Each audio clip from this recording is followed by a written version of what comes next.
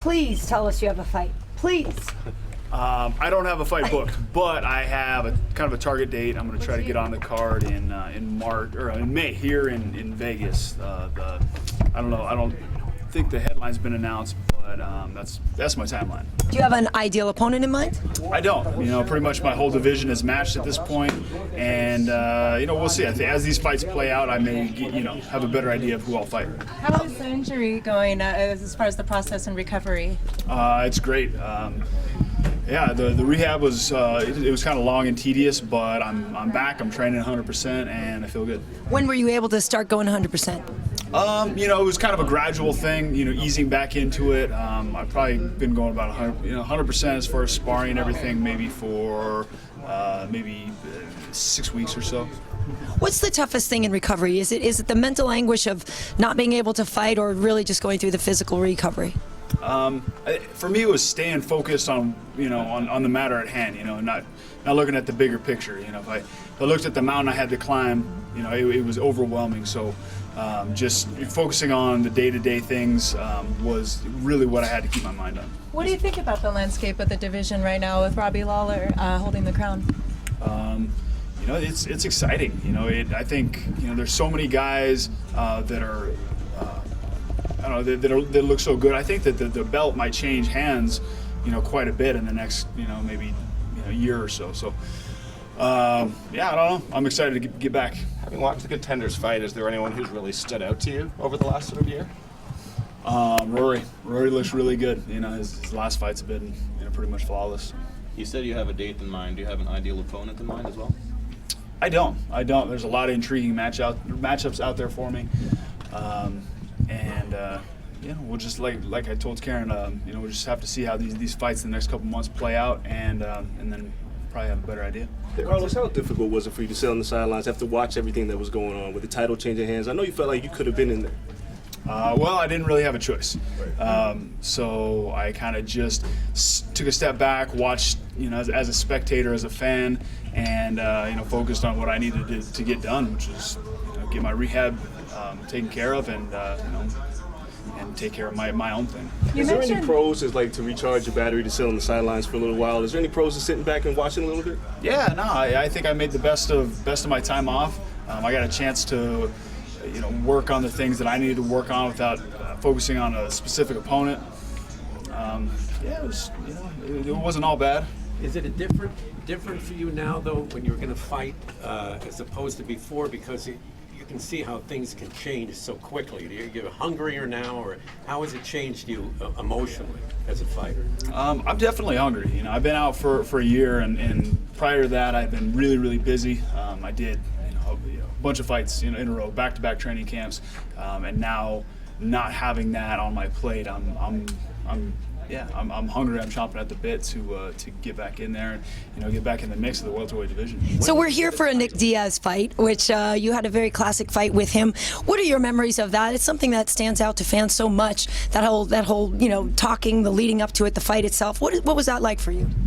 Well, before the fight, there was a lot of change-ups. I was supposed to fight. He was supposed to fight GSP, and then I was supposed to fight GSP, and then GSP got hurt. And then, and I was getting calls on the regular from my manager, hey, you have this other fight, you're fighting this guy instead of this guy instead of this guy, and they're all huge fights, and it was kind of an emotional roller coaster. And training for him was interesting. We had to kind of change up, what I do, because he's such a, difficult style to train for. But I felt good when I went in there, and I felt like I executed my game plan well, and I didn't get the finish like I would have liked, but it went my way. And afterwards, there was a lot of controversy. Yes. But, that's the fight game. How do you think he'll do against Anderson? I think if Anderson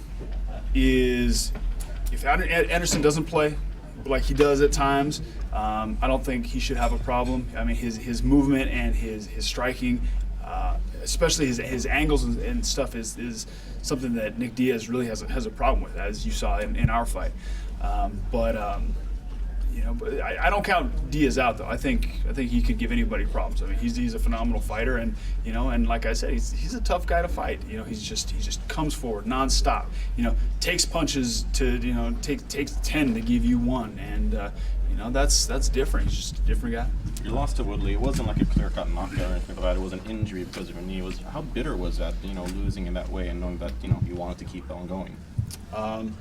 It sucked. I called Dana like the next morning and told him I wanted a rematch. You know, but it's this is a combat sport. In any sport, you get injuries. But I mean, the longer you do this thing, you're bound to get some type of injury. And I'm thankful that it happened 12 years into my career instead of early on. I've had a great surgeon, great physical therapy. I'm going to be back, and hopefully I'll be getting that rematch against Woodley, and we'll be able to settle the score. Carlos, I noticed you're wearing. How are you? I noticed you're wearing a Thrill-In Manila shirt, and you were in Manila recently, and I understand there was a very big turnout. People love you there, and they just announced a card in Manila. Is this your little subtle note to say you want to fight on that card? No, I just thought it matched my outfit, man. you were very popular there, right? Yeah, there was a great turnout at our event. We had, the people were awesome. I don't know about fighting there. If they asked me to, I guess that's close enough to when I'm trying to come back. I would entertain the idea. I'd like to fight closer to home. I'm trying to get on the card here in Vegas. I know you just showed up. I don't know what you're doing. I'm trying to fight I'm trying to get on the card May 23rd here. If that comes up, if there's an opponent, we'll see.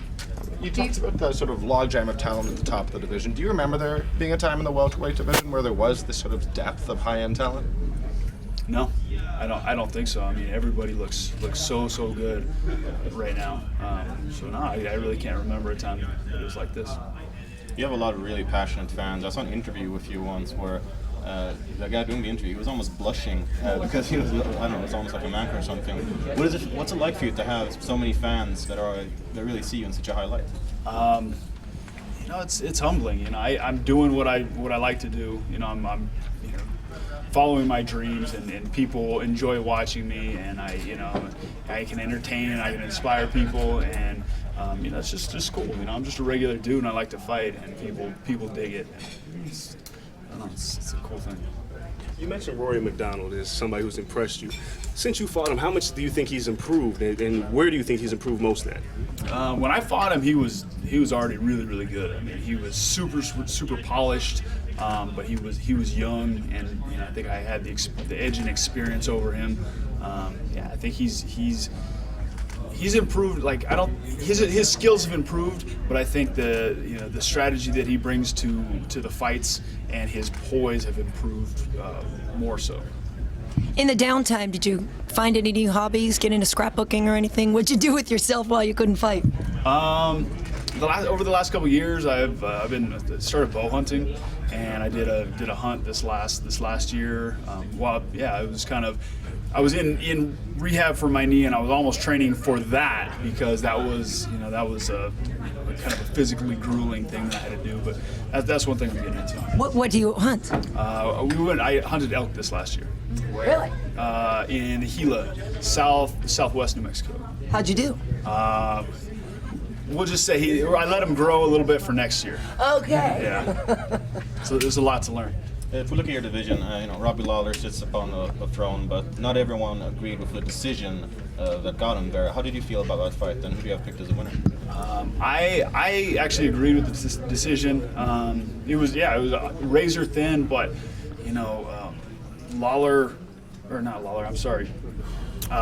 Hendricks kind of gassed in those last couple rounds, and basically let Robbie Lawler run away with the title.